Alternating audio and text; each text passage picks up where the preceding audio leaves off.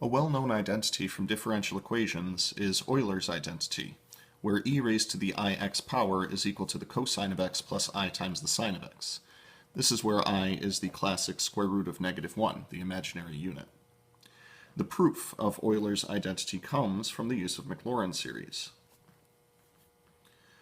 So, proof of Euler's identity works in the following fashion. If we consider the Maclaurin series expansion of e to the x, we just showed in the previous video that this is going to be equal to x raised to the nth power over n factorial. So 1 plus x squared over 2 plus x cubed over 6 plus x to the 4th over 24, and so forth and so on. Now, according to this, if I were to take e raised to the ix power,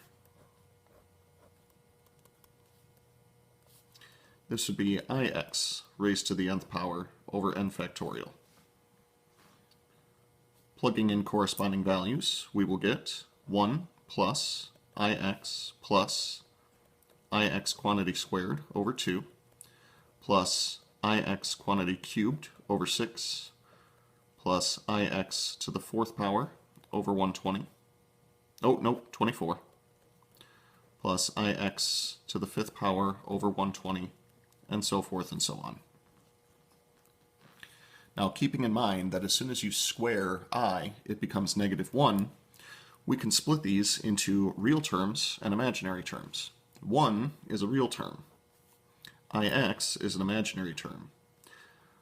The imaginary terms I'm going to group together. I'm going to factor out the I squared will give us -1. This will wind up being negative x squared over 2.